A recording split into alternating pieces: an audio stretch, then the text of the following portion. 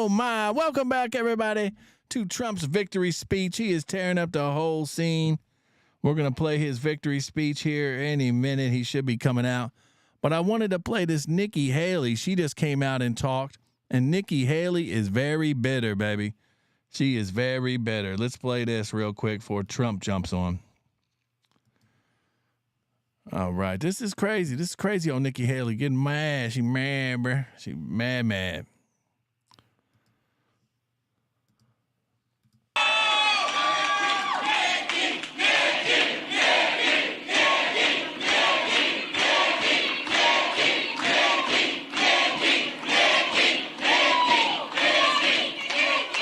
And the question is, who's going to fix it? Not you. With Donald Trump, Republicans have lost almost every competitive election. We lost the Senate. We lost the House. We lost the White House. We lost in 2018. We lost in 2020. And we lost in 2022. The worst kept secret in politics is how badly the Democrats want to run against Donald Trump. Trump's a loser! He's a loser! They know Trump is the only Republican in the country who Joe Biden can defeat. You can't fix the mess if you don't win an election. We want to win! A Trump nomination is a Biden win and a Kamala Harris presidency. Get out Dumb Trump! I defeat Biden handily. We want you, Nikki! With Donald Trump, you have one bout of chaos after another. This court case, that controversy, this tweet, that senior moment. You can't fix Joe Biden's chaos with Republican chaos.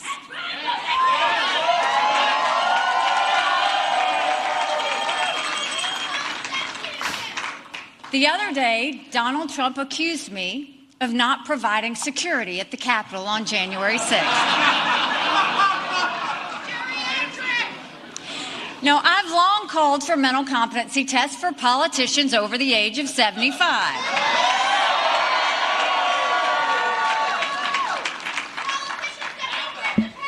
Trump claims he'd do better than me in one of those tests. Maybe he would, maybe he wouldn't.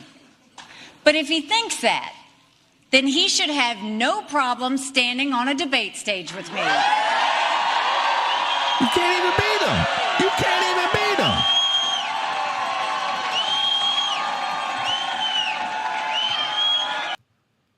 She done lost her mind. She can't even beat Trump, and she wants Trump to stand on the stage with her? Oh, my. They crazy. They 100% crazy. But what are you going to do? This is what I'm talking about. So I guess she's going to stay in.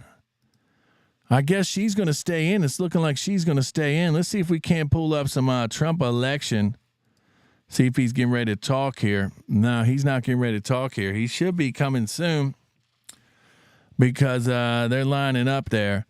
But this is what I'm talking about, the delusion. I thought she was going to drop out, but it looks like Nikki Haley is going to try to stay around till South Carolina. I believe that's like a month away, but it doesn't make no sense that she's going to try to do all that.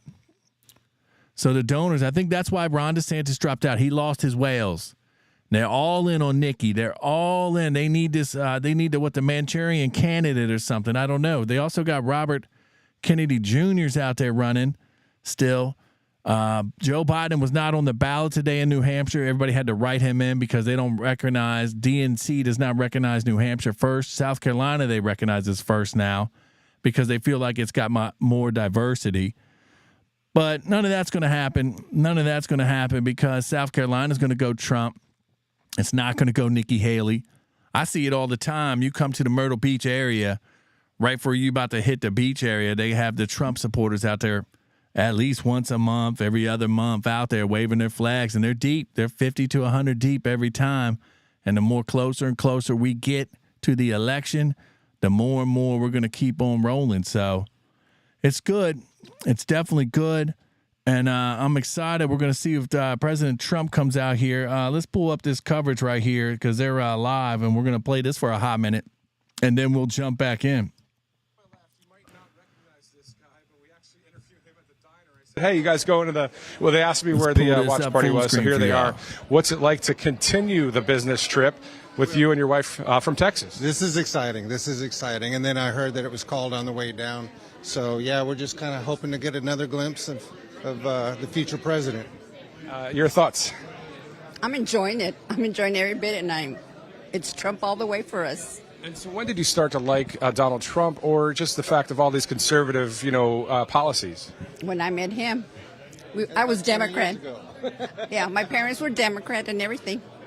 So right before they passed away, because they no longer live, they became Republicans. And from there, and then I met him, and he's Republican, so we had something in common. So was it easy for you to make the transition from a Democrat to a Republican, and what was it like to do that? No, well, I guess Democrats are used to a different way, and I learned that if you want something, you go get it. You don't wait for somebody to hand it to you.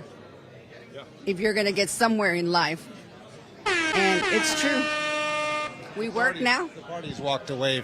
The party has walked away from their constituents. They've moved on. They've gone so far to the left.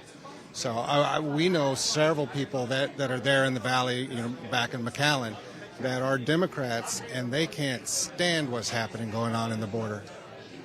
And Joe, if you missed the interview, Joe and Ira at the diner, we were talking about the fact that they live 6 miles north of the southern border. So just in case you missed that, I don't want to ask that important question once again. What is it really like to live that close to an invasion of our country? Well, the ugly side of it, right, is the trash that's left behind, the people that are just being used, the people that are there in our city.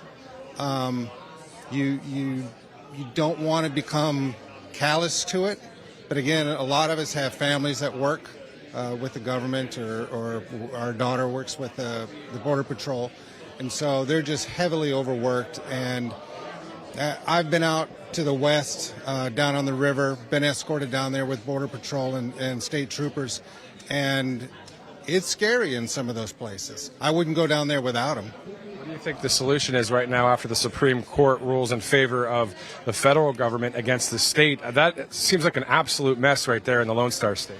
Yeah, I think it is. Abbott definitely has some work cut out for him. But I think if other governors around the country would just kind of suit up, and that's what it's going to take. It's just going to take more and more of the voice from more governors, I think. Unfortunately, Katie Hobbs would not be one of those governors. Am I right? No. No.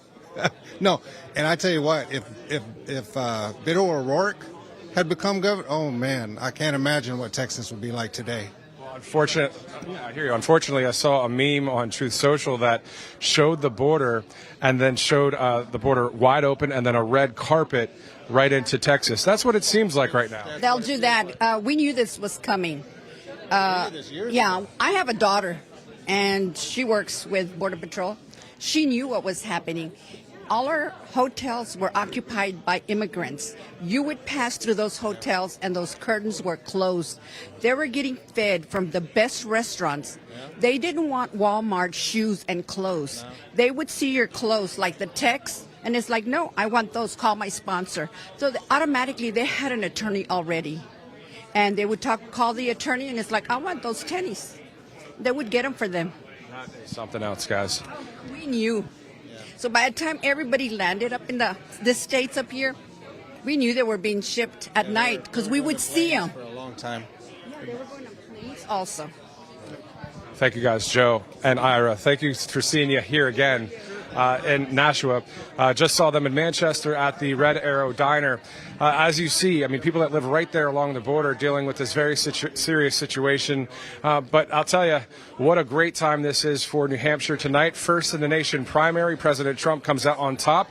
One in Iowa, one in New Hampshire. Up next, as we know, Nevada on February 8th. But we're going to send it back inside here momentarily to Brian Glenn, who's live inside the watch party just over my shoulder, as we are out here in the hotel in Nashua talking with various folks. obviously a great night for the Trump team. I'm Matthew Alvarez. If you'd like to follow on Truth Social, let's send it to Brian Glenn right now. Thank you, Matthew. And she's absolutely right. I mean, Trump is the only one that can really save this country. In terms of just the weaponized government, I was kind of going over some internal polling that was done by a company to asking them why they love President Trump so much. And it was that they can identify him, that they were ready for America First policies. But it's almost like the little guy versus the big guy, and how we've always been told, you know, how corrupt D.C. is. I mean, think about this. When people complain about Washington, D.C., and just how toxic it is, and how our politicians do nothing, and how people go to Washington and they just don't, all they do is bicker amongst one another, and nothing ever gets passed.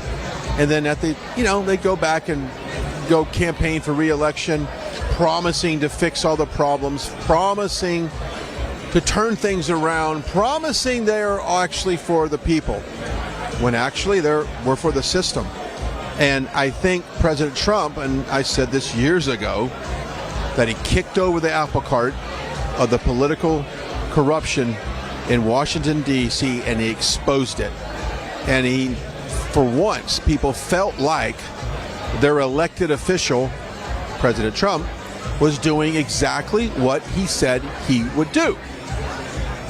His campaign, promises made, promises kept. I mean, do you remember that? Do you remember all the things he said he would do if he was elected? And of course, 2016, he had for the first 2 years, he had nothing but blockade from Speaker Paul Ryan and others in the Republican Party. We were our own worst enemy the first half of 2016. So a lot of the changes didn't necessarily happen until the second half of his presidency.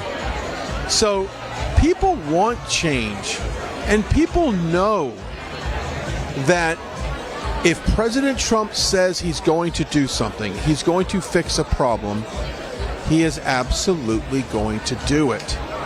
And you hear that from people.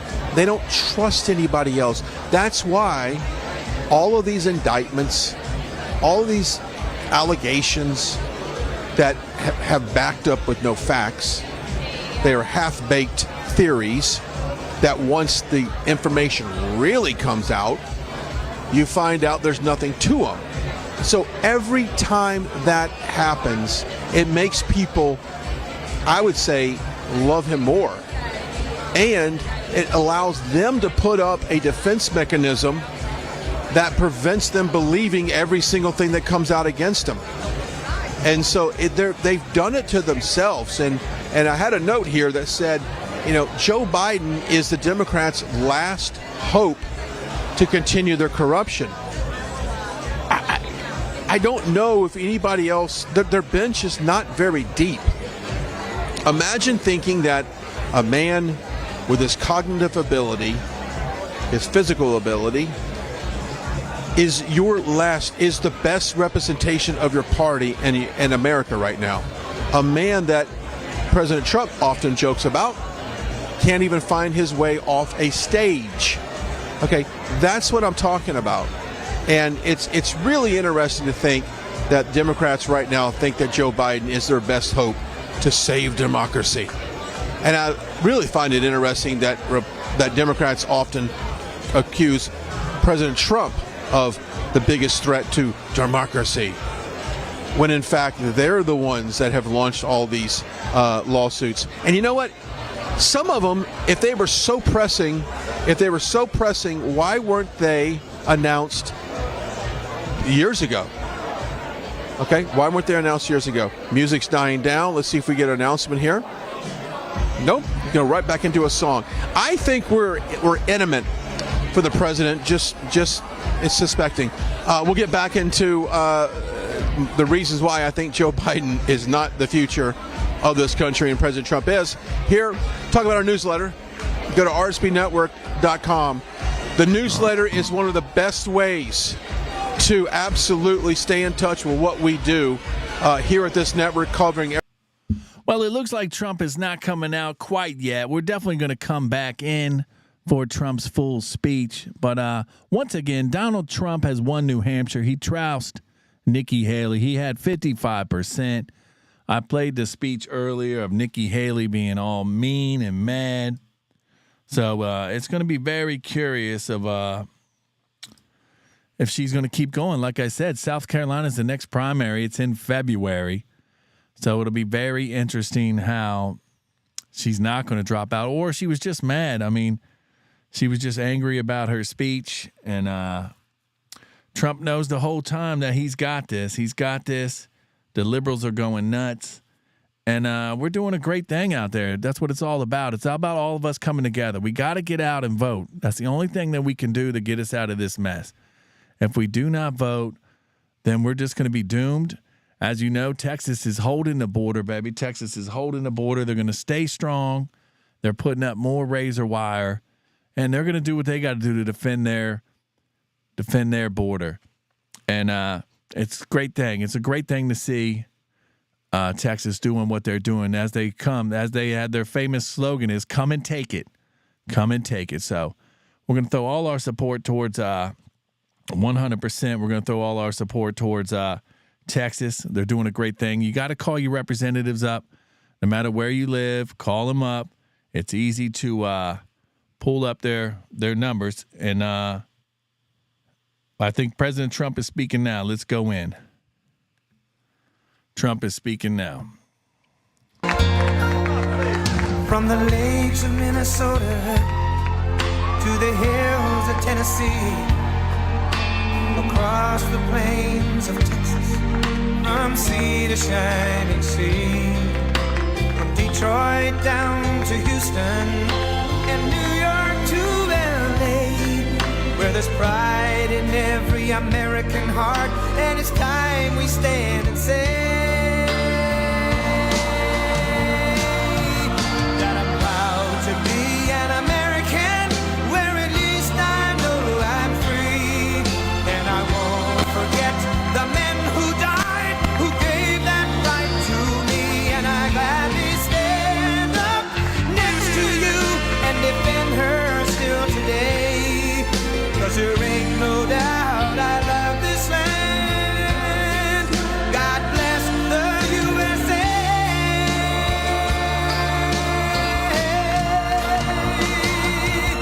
And I'm proud to be an American, where at least I know I'm free, and I won't forget the men who died, who gave that right to me, and I gladly stand up next to you and defend her still today, 'cause there ain't no doubt I love this land. God bless the USA.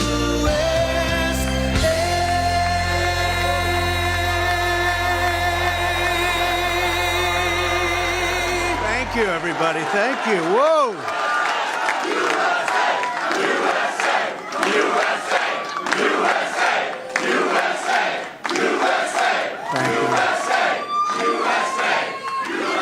Well, I want to thank everybody. This is a fantastic state. This is a great, great state. You know, we won New Hampshire 3 times now. Three. We win it every time. We win the primary. We win the generals. We've won it, and it's a very, very special place to me. It's very important. If you remember, in 2016, we came here and we needed that win, and we won by 21 points, and it was great. And today, I have to tell you, it was very interesting because I said, wow, what a great victory. But then somebody ran up to the stage all dressed up nicely when it was at 7. But now I just walked up and it's at 14. But she ran up when it was 7. And, you know, we have to do what's good for our party. And she was up and I said, wow, she's doing like a speech like she won. She didn't win, she lost. And you know, last week we had a little bit of a problem, and if you remember, Ron was very upset because she ran up and she pretended she won Iowa. And I looked around, I said, didn't she come in third? Yeah, she came in third. And then I looked at the polls. He was talking about most winnability, who's going to win, and I had one put up. I don't know if you see it, but I have one put up. We've won almost every single poll in the last 3 months against crooked Joe Biden. Almost every poll. And she doesn't win those polls. And she doesn't win those. This is not your typical victory speech, but let's not have somebody take a victory when she had a very bad night. She had a very bad night. And you have the now very unpopular governor of this state. This guy, he's got to be on something. I've never seen anybody with energy. He's like hopscotch. And I'm watching this guy, and 2 weeks ago he said, we're going to win in the landslide, we're going to win. About 3 days ago he started saying, well, we want to do well. That's a big difference. But I walked out just now, we're 14 points up, and I don't know what it's going to be. But when she was up here, it was like 6 or 7, and, with like 7% of the vote counted. Now, let me just tell you, we had an unbelievable week last week in Iowa. We set a record. It was the best in the history of the caucus, in the history. And I remember I sort of had the same feeling. I'm up and I'm watching, and I said, she's taking a victory lap. And we beat her so badly. But Ron beat her also. Ron came in second and he left. She came in third and she's still hanging around. The other thing, she only got 25% of the Republican votes. I don't know if you saw that. Tremendous numbers of independents came out because in this state, because you have a governor that doesn't frankly know what the hell he's doing in this state, in the Republican primary, they accept Democrats to vote. In fact, I think they had 4,000 Democrats before October 6th. They already voted. Now, they're only voting because they want to make me look as bad as possible. Because if you remember, we won in 2016. And if you really remember, and if you want to play it straight, we also won in 2020. By more. And we did much better in 2020 than we did in 2016. But as they said, we lost by a whisker, just by a whisker. No. But we can't let that happen. You have to have people that speak up. I said, I can go up and I can say to everybody, oh, thank you for the victory. It's wonderful. Or I can go up and say, who the hell was the imposter that went up on the stage before and claimed a victory? She did very poorly, actually. She had to win. The governor said, she's going to win, she's going to win, she's going to win. Then she failed badly. Now, I have here, if he promises to do it in a minute or less, but the only person more angry than, let's say me, but I don't get too angry, I get even. The only person,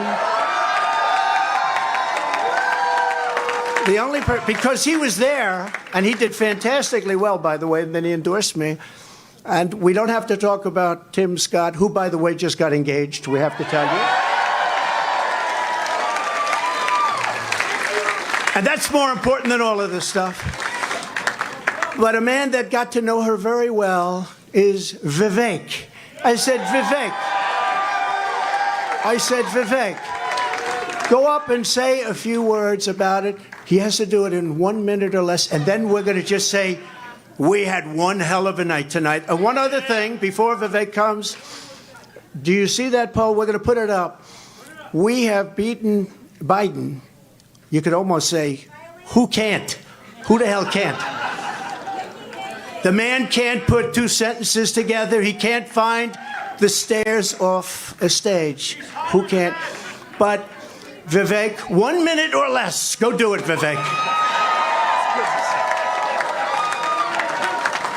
What we saw tonight is America first defeating America last.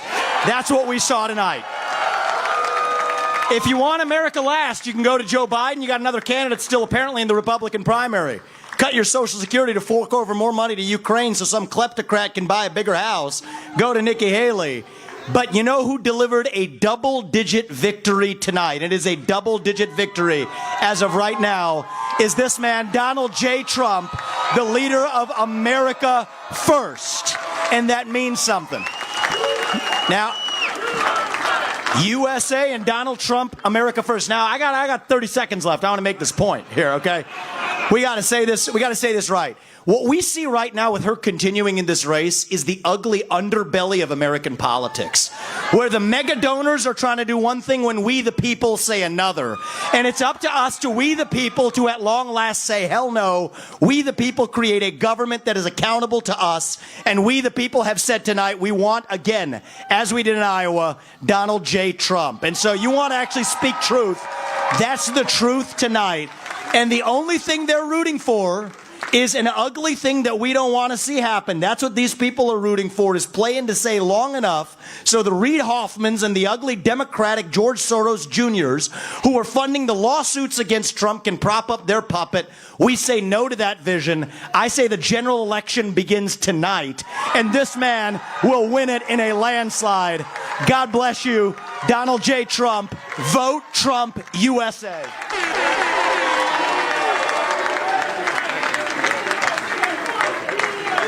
Very nice. Wasn't that nice?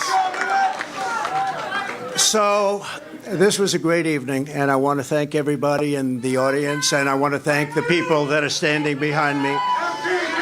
You know, I think we called it right. Immigration's a big deal, a very big deal. We have millions and millions of people flowing into our country illegally. We have no idea who the hell they are. They come from prisons, and they come from mental institutions, and it's just killing our country. And I'm talking about millions and millions and millions. They are drug dealers. They're everybody, and they come in just like walking right through. There's nobody to check, and there's nobody to vet. And we have a man with us tonight, Tom Homan, who is central casting. He's central casting. And I'd like you to say a few words about the border and who's going to solve that problem and how quick are we going to do it, Tom? Go ahead, please.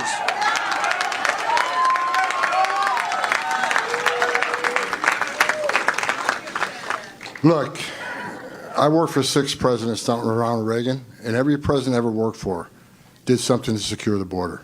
But no one did more than President Trump. The most secure border in my lifetime. The most secure border we've ever seen. And Donald Trump's going to do it again. We're going to lock the border down, and we're going to protect Americans. Because what's happening at the border right now, a record number of Americans have died from fentanyl poisoning. A record number of migrants have died. A record number of women and children have been sex trafficked. A record number of known suspected terrorists across the border. There's one man who's proven he can secure the border, and he's standing to my left, Donald J. Trump, and he's going to do it again.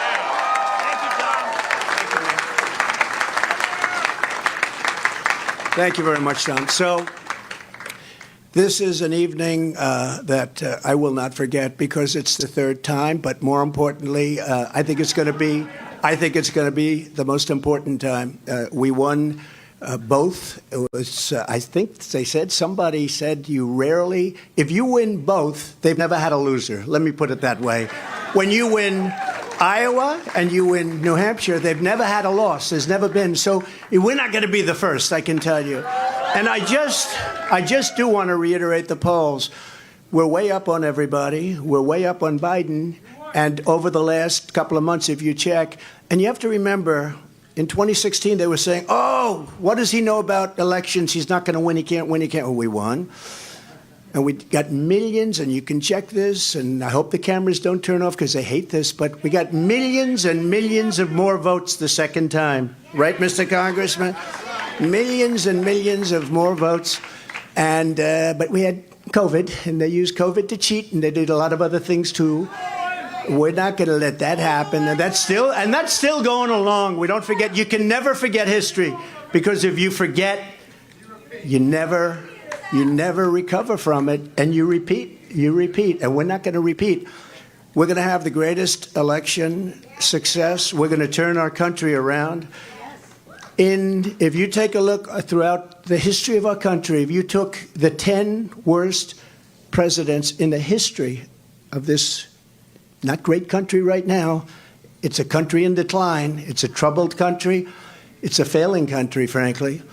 But if you took the 10 worst presidents and put them together, The 10 worst, absolutely 10 worst. I used to say 5. Remember, I started, I'd say 5. Then I said, wait a minute, we can add another 5. They would not have done the damage that crooked Joe Biden has done to our wonderful country. They would not have done the damage. There's never been anything like it. And you say, are they stupid people? I don't think so, because nobody can cheat that well if they're stupid. Do they hate our country? They must hate our country, because there's no other reason that they can be doing the things they do. Take a look. The taxes, they want to raise your taxes times 4. They want to let the Trump tax cuts, the biggest tax cuts in the history of our country, they want them to expire. Your taxes are going to go through the roof. You take a look at regulations. They're throwing regulations. You can't breathe. You can't even breathe with what they're doing. You take a look at our border. So bad. There's never been a border like this in the world. 4 years ago, we had the safest, best border in the United States. I built hundreds of miles of border wall. And they always say, oh, he didn't build hundreds of miles, because if there's a board laying on the ground, they say that's a renovation. They call it a renovation. If there's 2 nails laying from 50 years ago, they say, oh, that was a renovation.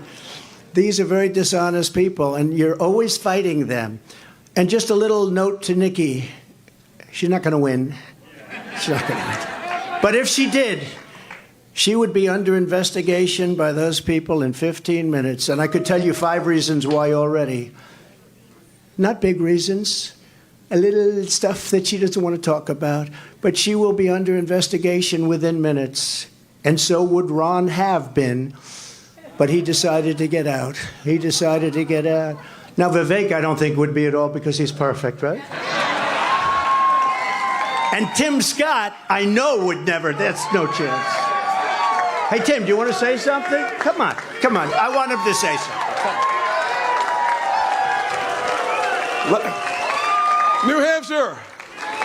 The president said a double-digit win in New Hampshire, and you delivered a double-digit win for President Trump. But I'm going to invite you to my home state starting tomorrow, where this election is over. It is time for the Republican Party to coalesce around our nominee and the next president of the United States, Donald Trump. Let's get that party started tonight.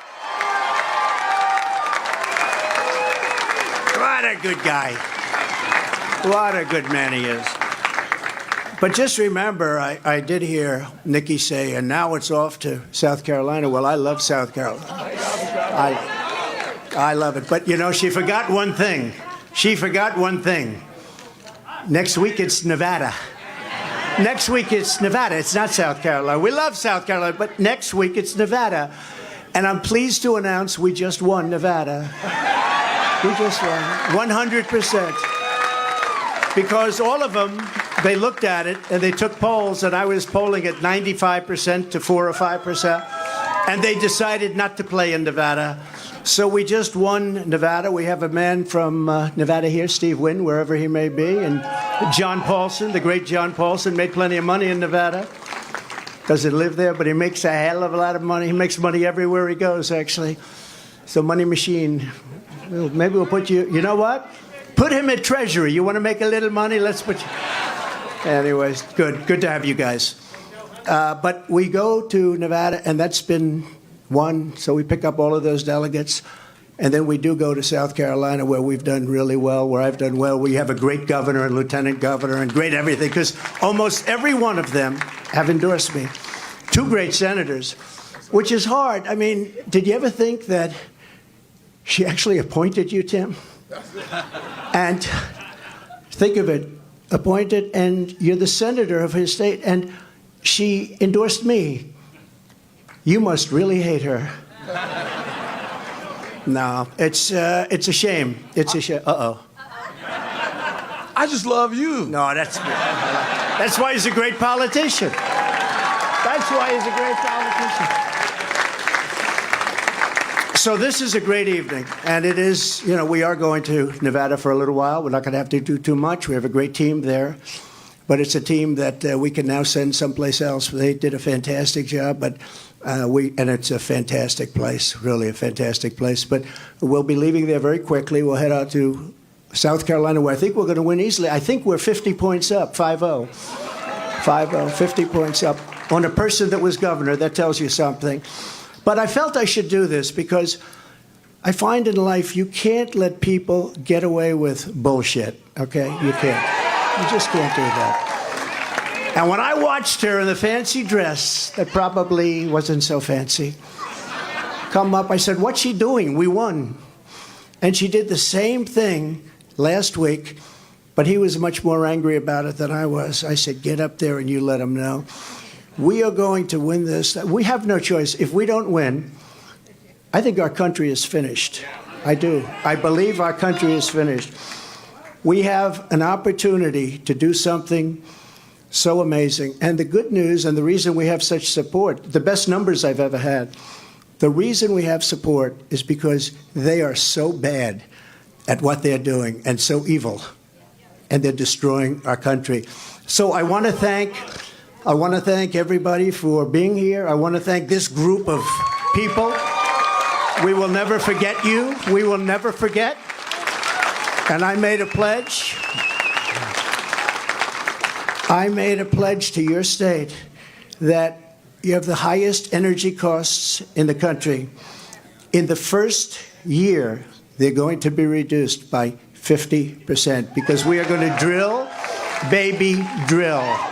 Drill, baby, drill. Inflation's going to come way down, but in the first year, your energy costs are going down by 50%. Thank you very much. We love you. Thank you very much. We'll see you soon. We'll see you on the trail. And thank you, everybody. Thank you very much. We will see you on the trail. Thanks.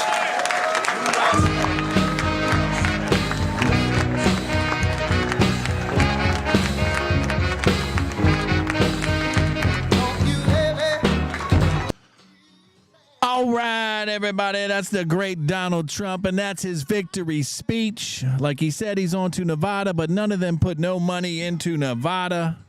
So it's going to be a wrap there, and then it's going to be the great state of South Carolina. Maybe I can go to a rally if he's close to me in South Carolina, and we can bring it live. But thank you for tuning in to the Rock and Roll Rebel Show, everybody. Make sure you like and sub up. You know what I'm saying? Like and sub up. We just doing what we doing out here. We just doing what we do. Like and sub up. And we will see you all mañana, baby. We're going to see you all mañana.